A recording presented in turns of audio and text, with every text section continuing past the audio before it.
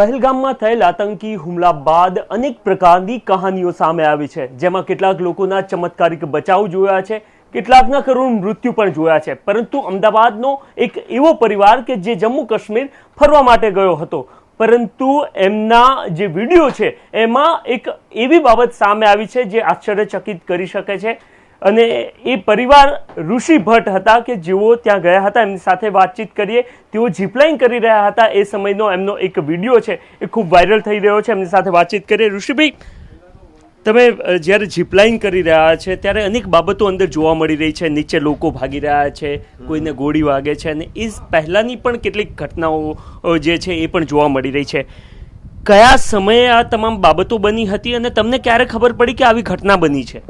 Exactly હું તમને કહું તો અમે ફર્સ્ટ ઝીપલાઇન સ્ટાર્ટ કરી ત્યારે અમે જઈ રહ્યા હતા નીચે. મારો છોકરો ગયો પહેલાં, પછી મારી વાઈફ ગઈ છે, બરાબર છે. વાઈફ ગયા પછી ત્રીજો વારો મારો હતો. હું ત્યાં ગયો ત્યારે ઓલરેડી મને ખ્યાલની ઝીપલાઇન મેં સ્ટાર્ટ કરી દીધી હતી, બટ 10 સેકન્ડ પછી જ્યારે નીચે 2-3 જણાને મેં પડતા જોયા ત્યારે મને ખબર પડી કે કંઈક આતંકી હુમલા થઈ રહ્યા છે, કે ગોળીઓ ચાલી રહી છે. ત્યારે અમે નીચે પહોંચ્યા ત્યારે ઓલરેડી મારા વાઈફ અને મારો છોકરો નીચે પહોંચી ગયા હતા.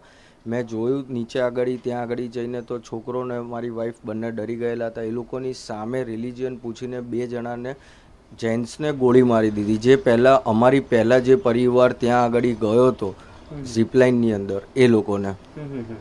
અને નીચે ચાલુ ઝીપલાઇનની અંદર બી 5-6 જણા નીચે મરી ગયા હતા. મને 10 સેકન્ડ પછી ખબર પડી કે આતંકી હુમલો થયો છે, કારણ કે મને ખ્યાલ જ નહોતો.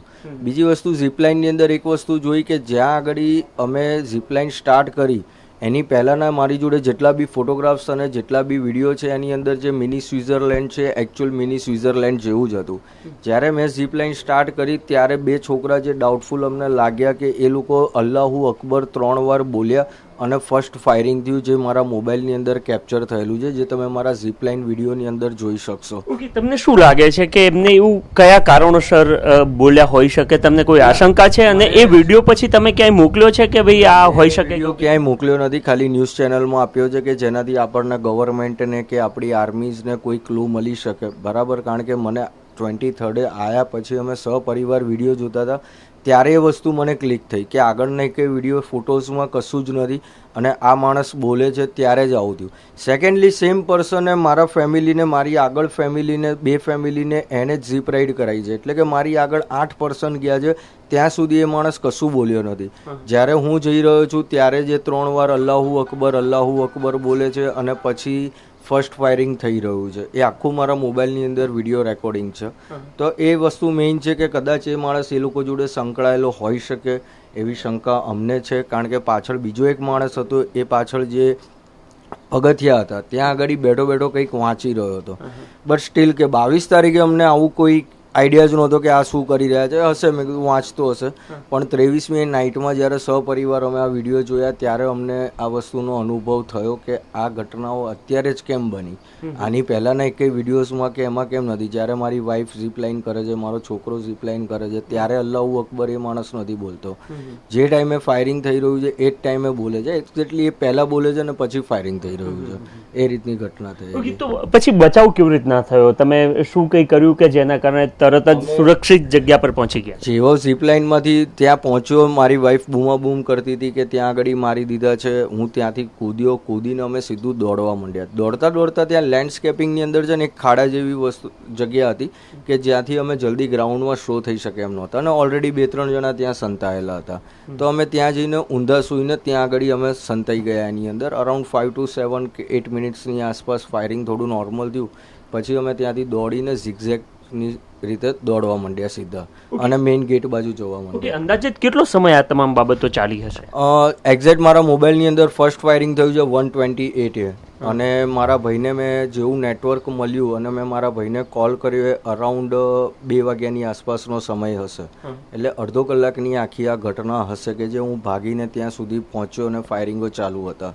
ઓકે, ઘટના બની ત્યારબાદ એક્શનનું રિએક્શન પણ આવ્યું, કામગીરી પણ થઈ રહી છે, પરંતુ અત્યાર સુધી જે જડબાતોડ જવાબ આપવાની વાત હતી, ચાહે ભારતીય સૈન્ય હોય કે પછી સરકાર, એમની કામગીરીથી આપ કેટલા ખુશ છો અને કયા પ્રકારનો જડબાતોડ જવાબ આ આતંકીઓને સરકારે આપવો જોઈએ? એમની કામગીરીથી તો હું તમને એટલું કહી શકું કે અમે જે ઘોડા ઉપર બેસીને ગયા હતા, અમે જે મિની સ્વિટ્ઝરલેન્ડ વાળો સ્પોટ છે એ 45 મિનિટ અમે ઘોડા ઉપર પહોંચ્યા હતા.